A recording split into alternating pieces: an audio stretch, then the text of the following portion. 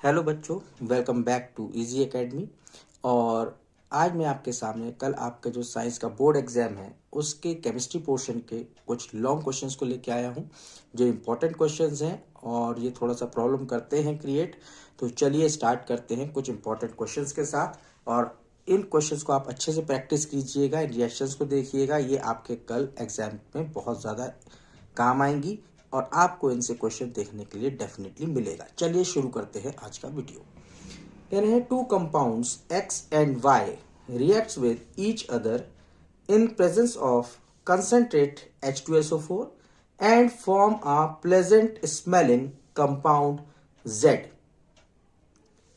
Compound Y may also be obtained by treating X with K2Cr2O7 and H2SO4. The compound Z, when treated with alkali like NaOH, it gives salt of compound Y and X again. Now, question says identify X, Y, and Z. Number 2, identify salt of compound Y.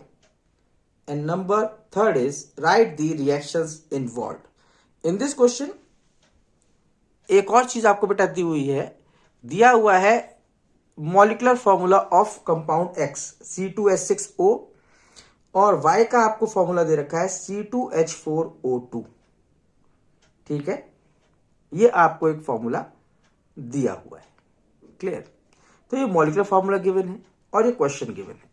तो सबसे पहले इस question को हम करते कैसे ये देखते हैं। देखो, जहां पे हमें कहा है स्टार्टिंग में कि हिंट देखते हैं हम, हिंट कहां कहां पे हमें मिल रहे हैं। तो एक्स और वाई कंपाउंड है, कह रहे हैं ये रिएक्ट करता है तो प्लेजेंट स्मेलिंग कंपाउंड बन रहा है। अब देखो, आपके पूरे केमिस्ट्री में क्लास 10th में अगर कहीं पे भी इस प्लेजेंट स्मेल दिखाई दे तो मतलब वो एस्टर बन रहा है। तो मतलब यहाँ पे क्या होगा, ये एस्टर बनेगा।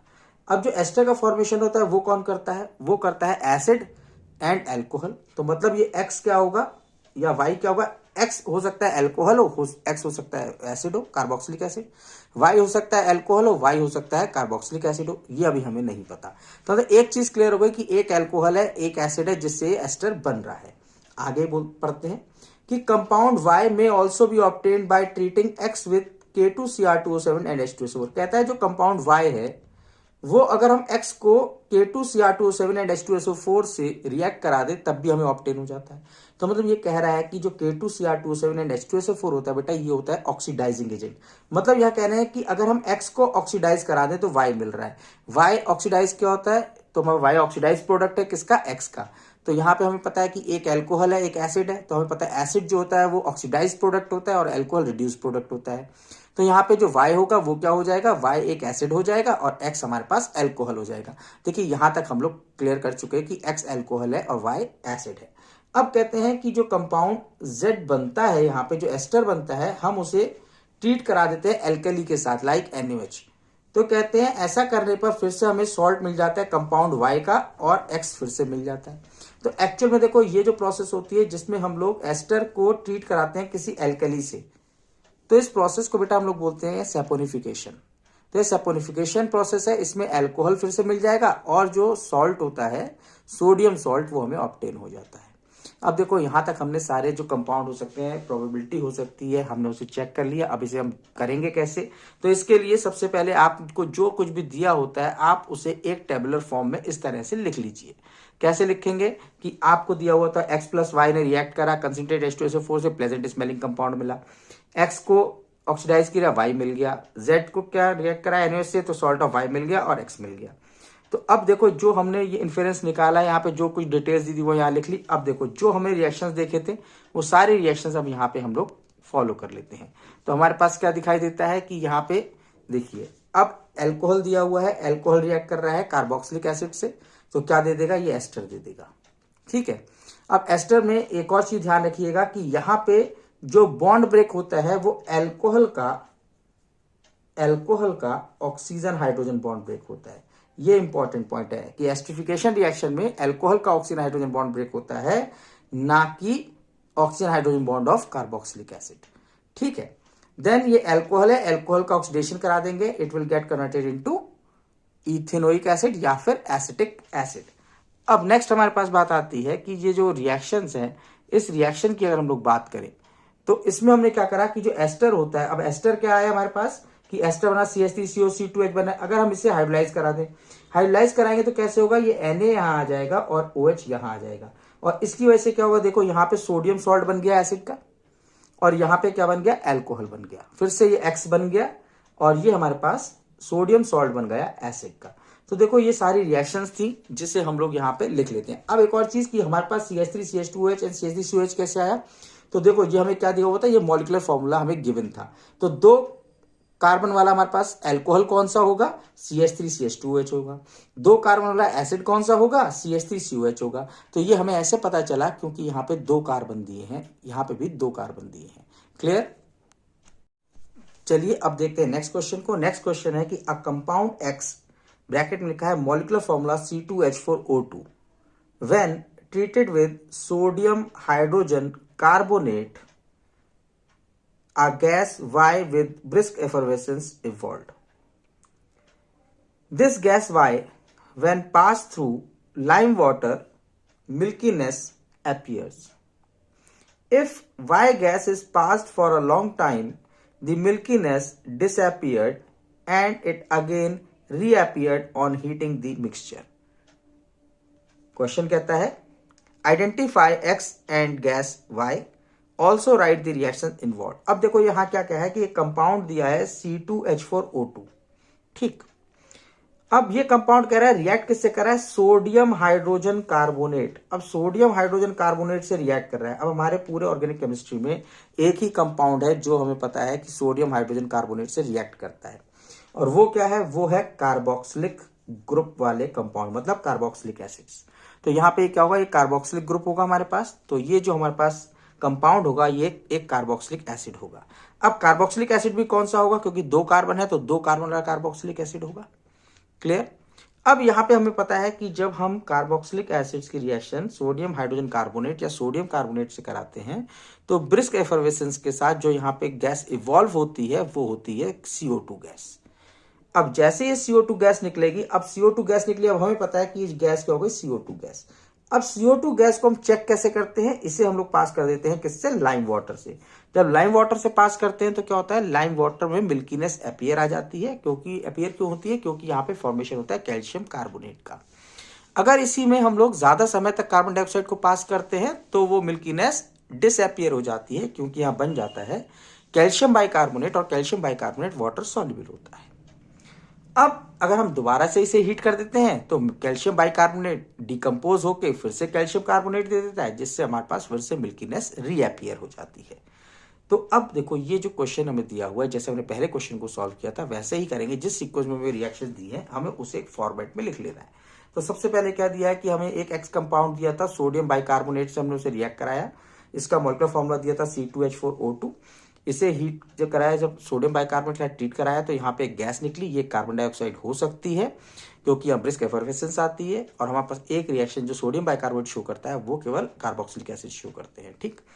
अब जब हम लोग के पास ये CO2 गैस आती है, जो गैस वाई आती है, जब उसे लाइम वाटर में पास करते हैं तो मिल्कीनेस आ जाती है। मिल्कीनेस आती है, बहुत लंबे समय तक इसे फिर से पास करते हैं, देन मिल्कीनेस डिसअपियर हो जाती है। इसे हीट करते हैं तो मिल्कीनेस रीअपियर हो जाती है। देखो हमने इस तरह से इस क्वेश्चन को सॉल्व करना है। पहले हम इसे लिख लेंगे, फिर हम इसकी रिएक्शंस को लिख देंगे, ठीक है। अब रिएक्शंस क्या होती है बेटा, रिएक्शंस का थोड़ा सा इंपॉर्टेंस है, रिएक्शंस ध्यान रखना क्योंकि ये रिएक्शन पे ही पूरा क्वेश्चन डिपेंड करता है।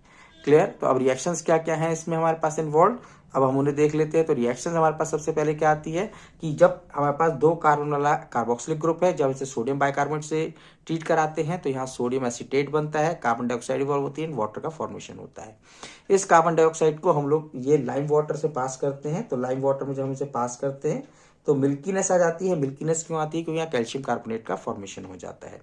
अगर बहुत समय तक हम इस सॉल्यूशन के अंदर कार्बन डाइऑक्साइड को पास कर दें तो ये कन्वर्ट हो जाता है कैल्शियम बाइकार्बोनेट में, और ये कैल्शियम बाइकार्बोनेट जो होता है ये वाटर सॉल्युबल होता है, इसलिए मिल्कीनेस डिसअपियर हो जाती है। फिर जब हम इसे हीट कर देते हैं तो हीट करने पे क्या होता है, डिकम्पोज हो जाता है। डिकम्पोज होकर फिर से क्या दे देता है, ये जो ऊपर वाली रिएक्शन है, ये वाली थर्ड रिएक्शन, ये रिवर्स हो जाती है। मतलब यहाँ पहले कैल्शियम बाइकार्बोनेट बन रहा था, अब यहाँ पे कैल्शियम बाइकार्बोनेट डिकम्पोज हो जाता है और फिर से calcium carbonate water and CO2 बन जाता है, और जिसकी वजह से हमें क्या पता है कैल्शियम कार्बोनेट बना है तो मिल्कीनेस रीअपियर हो जाती है। चलिए अब हम डिस्कस करते हैं अपने एक और क्वेश्चन को। एक नेक्स्ट क्वेश्चन है कि अ कंपाउंड एक्स, फिर यहाँ पे मॉलिक्यूलर फॉर्मूला दिया है C2H6O, when heated with concentrate sulphuric acid gives a gas Y. This gas Y, when passed through bromine water, discharges its reddish brown color. This gas Y, when reduced by using nickel, it gives another gas Z. Identify X, Y and Z and write the reactions involved. अब देखो हमारे पास क्या आता है कि compound दिया हुआ है कि ये कंपाउंड जो है ये हमारे पास क्या करता है, जब कंसेंट्रेट सल्फ्यूरिक एसिड से हम इसे हीट करते हैं तो ये गैस दे देता है। ठीक है, अब कंसेंट्रेट H2SO4 से जब हम किसी कंपाउंड को हीट करते हैं और उसमें ऑक्सीजन प्रेजेंट होती है तो ध्यान रखना हमारे पास अगर कंसेंट्रेट H2SO4 के साथ हीट कर रहे हैं और ऑक्सीजन दिया हुआ है कंपाउंड के अंदर तो ये डेफिनेटली एक एल्कोहल होगा, क्योंकि आपके सिलेबस में दो ही कंपाउंड्स हैं, एक एसिड और दूसरा एल्कोहल। तो ये एसिड तो है नहीं, तो अब क्या होगा, ये एल्कोहल होगा। तो डेफिनेटली ये क्या होगा, ये एक एल्कोहल होगा।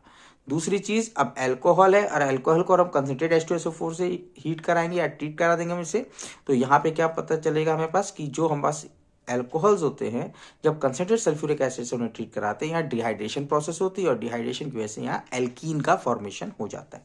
तो मतलब यहाँ पे जो गैस निकलेगी ये वो गैस होगी जो इस एल्कोहल से हमें ऑब्टेन होगी। अब इस एल्कोहल में हमारे पास क्या है कि दो हाइड्रोजन है, तो सॉरी दो कार्बन है, यहाँ दो कार्बन है, तो इसलिए हमारे पास जो गैस रहेगी उसमें भी हमारे पास दो कार्बन देखने को मिलेंगे। ठीक, तो मतलब दो कार्बन वाले जो हमारे पास गैस मिलेगी और यहाँ जो एल्कीन बनेगी वो क्या होगी, वो इथीन हो जाएगी। अब कहते हैं जो इथीन बन गई तो उससे हमने क्या करा, उसकी रिएक्शन में करा दी किससे, ब्रोमीन वाटर। ब्रोमीन वाटर क्या होता है बेटा, ये ब्रोमीन वाटर हमारे पास ब्रोमीन को हम सॉल्यूशन बनाते हैं कार्बन डाइसल्फाइड या CCl4 में, देन उसका कलर कैसा होता है, रेडिश ब्राउन कलर होता है। और ये जो हमारे पास रिएक्शन होती है ब्रोमीन वाटर की, इसका यूज हम लोग करते हैं to identify the unsaturation in a compound, कि किसी कंपाउंड में हमारे पास डबल बॉन्ड या ट्रिपल बॉन्ड प्रेजेंट है, इनको आइडेंटिफाई करने के लिए हम इस रिएक्शन का यूज करते हैं। तो होता क्या है कि कहते हैं कि ये this gas when reduced by using निकल, निकल के साथ अगर हम इसे रिड्यूस करा दें तो क्या होता है, it gives another gas Z, ये एक और गैस दे देती है Z। अब हमने कहा हम इसे रिड्यूस करा रहे हैं, रिड्यूस कराते हैं निकल की प्रेजेंस में करा रहे हैं, तो हमें पता है कि जो एल्कीन्स होते हैं जब हम रिड्यूस कराते हैं इन दी प्रेजेंस ऑफ निकल तो ये कन्वर्ट हो जाते हैं एल्केन्स में। तो एल्केन्स में कन्वर्ट होने मतलब कि हमारे पास ये जो Y गैस होगी ये कन्वर्ट हो रही होगी एक ऐसी गैस में जो एल्केन होगी। और उसमें कार्बन कितने होंगे, क्योंकि यहाँ पे जो Y बन रही है उसमें दो कार्बन है, तो यहाँ पे जो हमारे पास Z बनेगा इसमें भी क्या होंगे, दो कार्बन होंगे। मतलब यहाँ पे गैस की पॉसिबिलिटी कौन सी दिखाई जाएगी, यहाँ पे इथेन गैस की पॉसिबिलिटी हमें दिखाई दे रही है। देखो हमने आइडेंटिफाई कर दिया। अब इन्हीं रिएक्शंस को हम चेक करें तो फिर से हम क्या करते हैं कि ये देखो हम लोगों ने इसे लिख दिया, तो अगर इस तरीके के अगर एक डायग्राम के फॉर्म में लिख दें तो हमारे पास क्या ऐसे लिखेंगे कि हमें एक X कंपाउंड दिया हुआ है, ये जो X कंपाउंड है इन्हें कंसेंट्रेट H2SO4 के साथ हमने इसे हीट किया तो बन गया Y। Y की जब ट्रीटमेंट हमने ब्रोमीन वाटर से कराई तो यहाँ मिल गया हमारे पास जो ब्राउनिश कलर था वो हमारे पास वो डिस्चार्ज हो जाता है किसका, ब्रोमीन वाटर का। देन हमने क्या करा, ये हमारे पास जो Y है इस Y का अगर हम रिडक्शन करा देते हैं तो रिडक्शन कराने पर हमारे पास ऑब्टेन हो जाता है एक और गैस Z। क्लियर, तो यहाँ पे ये रिएक्शन हमने बना ली। अब देखो इसके रिएक्शंस लिख लेते हैं। तो यहाँ पे इथेनॉल है, इथेनॉल कंसिडर H2SO4 के साथ हीट कर देंगे तो यहाँ क्या होता है कि यहाँ फॉर्मेशन होता है इथीन का। इथीन कैसे फॉर्म होता है कि यहाँ पे जो C है हम इसे CH2 और इसे H लिख दें और ये जो H और ये जो OH है ये यहाँ से वाटर मॉलिक्यूल एलिमिनेट कर देगा, यहाँ इथीन बन जाएगा। इथीन की जब हम ब्रोमीन से रिएक्शन करा देंगे तो ब्रोमीन वाटर के साथ या ब्रोमीन की कार्बन डाइसल्फाइड या फिर CCl4 के साथ यहाँ पे प्रेजेंस में कराते हैं, क्योंकि ब्रोमीन वाटर वैसे ही बनाया जाता है। तो यहाँ पे क्या बन जाता है, यहाँ पे कंपाउंड बनता है, इसका नाम होता है इथेन 1,2 डाइब्रोमाइड, या हम यहाँ पे डाइब्रोमो इथेन भी 1,2 डाइब्रोमो इथेन भी इसे बोल सकते हैं। और अगर हमारे पास जो इथीन बनी थी, इथीन का अगर हम रिडक्शन कराते हैं निकल की प्रेजेंस में तो क्या होता है, इस प्रोसेस को हम लोग कहते हैं, क्योंकि कैटालिस्ट की प्रेजेंस में होता है, इसी प्रोसेस को हम लोग कहते हैं कैटालिटिक हाइड्रोजिनेशन। तो ये कैटालिटिक हाइड्रोजिनेशन भी कह सकते हैं हम इसे। तो एग्जाम में अगर आपको कैटालिटिक हाइड्रोजिनेशन टर्म दे दिया हो तब भी घबराना नहीं, तो उसका मतलब भी क्या है कि यहाँ पे इसका रिडक्शन कर रहे हैं। तो यहाँ पे देखो बेटा हमारे पास ये 3 क्वेश्चन मैंने आपसे डिस्कस करे, इनमें से कम एक क्वेश्चन आपको डेफिनेटली आपके एग्जाम में कल देखने को मिलना चाहिए। ठीक है, या इसके ऊपर बेस्ड आपको क्वेश्चन देखने को मिलना चाहिए। अच्छा, एक चीज और यहाँ पे थोड़ा सा डिस्कस कर लेते हैं। एक और क्वेश्चन जो लगता है कि पूछ लिया जाता है कभी ऑर्गेनिक में, वो होता है हाउ विल यू कन्वर्ट या हाउ विल यू ऑब्टेन। तो हाउ विल यू कन्वर्ट या हाउ विल यू ऑब्टेन आता है तो उसमें पूछा क्या जाता है, आपको एक कंपाउंड दे देता है, कहते हैं दूसरा कंपाउंड कैसे बनाओगे। तो यहाँ पे कुछ बेसिक ही कंपाउंड है, 3 ही कंपाउंड्स आपको मुझे लगता है कि इंपॉर्टेंट है आपके सिलेबस के लिए। तो वो 3 कंपाउंड्स क्या है कि इथेनॉल को हम एसिटिक एसिड में कैसे कन्वर्ट करेंगे, या इसे हम इथेनोइक एसिड में कैसे कन्वर्ट करेंगे। तो अभी हम देखो ऊपर रिएक्शंस पढ़े थे कि अल्कोहल का हम ऑक्सीडेशन करा देते हैं तो हमें इथेनोइक एसिड या एसिटिक एसिड ऑब्टेन हो जाएगा। क्यों? क्योंकि अल्कोहल के ऑक्सीडेशन से कार्बोक्सिलिक ग्रुप जनरेट हो जाता है। ठीक है, देन कहता है नेक्स्ट हमारे पास है ethanol into ethene, sorry ethanol into ethene. अब हमारा इथेनॉल दिया हुआ, इथेनॉल को इथीन में कैसे कन्वर्ट करें। तो अभी हम लोगों ने देखा कि यार इथेनॉल है तो अगर अल्कोहल है, अल्कोहल कंसंट्रेटेड H2SO4 के साथ हीट कर दे तो यहाँ डिहाइड्रेशन हो जाएगा, जिससे यहाँ पे हमारे पास फॉर्मेशन हो जाता है एल्कीन का। अच्छा, एक चीज और ध्यान रखिएगा, जब हम कंसंट्रेटेड H2SO4 के साथ हमसे हीट करते हैं तो यहाँ पे जो प्रोसेस होती है डिहाइड्रेशन जो होती है, यहाँ पे ये जो कंसंट्रेटेड H2SO4 होता है ये एक्ट करता है एज ए कैटलिस्ट। और क्योंकि ये कैटलिस्ट की तरह वर्क करता है यहाँ पे, इसीलिए इस रिएक्शन को हम एक और नाम से भी जानते हैं, इसी को हम लोग बोलते हैं acid catalysed dehydration of alcohol. ठीक है, तो हम इसे एसिड कैटालाइज्ड डिहाइड्रेशन भी बोलते हैं। देन हमारे पास आता है इथीन को इथेन में कैसे कन्वर्ट करें। तो देखो ये लास्ट रिएक्शन है बेटे अपनी, कि इथीन को हम इथेन में कैसे कन्वर्ट करेंगे। तो इथीन को हम इथेन में कन्वर्ट कर देते हैं कि इथीन को अगर हम रिड्यूस करा दें निकेल और हाइड्रोजन से तो हमें मिल जाएगा इथेन। अब एक और चीज ध्यान रखिए, कई बार आपके पास क्वेश्चन आता है कंप्लीट द रिएक्शन। तो कंप्लीट द रिएक्शन में भी कई बार हमारे पास क्वेश्चन इस तरीके से पूछ लिया जाता है कि आपको एक कंपाउंड दे देगा। अब यहाँ आपने कंपाउंड बनाया है तो इसकी जगह दे देगा ए दे देगा। अब कहेगा इस ए को फर्दर अगर हम लोग क्या करें CH3CH2OH से ट्रीट करा दें इन the presence of acidic medium तो क्या होगा। अब हमें पता है यहाँ एसिड बन गया, अल्कोहल से रिएक्ट कर जाएगा तो यहाँ क्या बन जाएगा, यहाँ बन जाएगा एस्टर। तो इस तरीके से भी आपसे एग्जाम में क्वेश्चन पूछे जा सकते हैं। क्लियर? देन अब जैसे हमने देखा कि इथेनॉल से इथीन कैसे बनेगा, तो यहाँ पे हो सकता है यहाँ पे इथेनॉल दे दे, आपको कंसंट्रेट H2SO4 लिख के दे दे, इस कंपाउंड को आप कह दे कि यहाँ एक कंपाउंड ना दे, आपको X दे देगा, कहेगा इस X की रिएक्शन अगर हम लोग करा दें ब्रोमीन वाटर से तो क्या बनेगा। तो यहाँ पे ब्रोमीन वाटर से रिएक्शन होती है तो क्या होता है, हमें पता है कि CH2Br और CH2Br का फॉर्मेशन हो जाता है। ठीक इसी तरह से यहाँ थर्ड रिएक्शन को दे सकते हैं कि यहाँ इथीन दे देगा, निकेल हाइड्रोजन दे दिया, इथेन बना दिया। अब यहाँ पे हो सकता है कि रिएक्शन दे दे, यहाँ क्लोरीनेशन करा दे in the presence of sunlight. ध्यान रखना कि ये जो कंडीशन होती है, यहाँ पे जो रिएक्शंस होती हैं सब्स्टिट्यूशन रिएक्शंस होती हैं। तो यहाँ क्या बन जाएगा, CH3CH2Cl बन जाएगा। अगर वो यहाँ पे क्लोरीन की एक्सेस ले ले, अगर एक्सेस ले लेगा तो यहाँ पे सारे के सारे हाइड्रोजन डिस्प्लेस हो जाएंगे, लेकिन ऐसा आपको क्वेश्चन में नहीं देगा, आपको केवल क्लोरीन देगा। तो आपको CH3CH2Cl यहाँ पे बना देना है। ठीक है, यहां तक आपको इस तरीके से क्वेश्चन आपके बोर्ड एग्जाम में पूछे जा सकते हैं। इन चीजों का ध्यान रखिएगा। और एक और चीज ध्यान रखिए बेटा कि जो हमारे पास जो एडिशन रिएक्शंस होती हैं वो एल्कीन शो करते हैं और सब्स्टिट्यूशन रिएक्शंस हमारे पास एल्कीन्स शो करते हैं। ठीक है,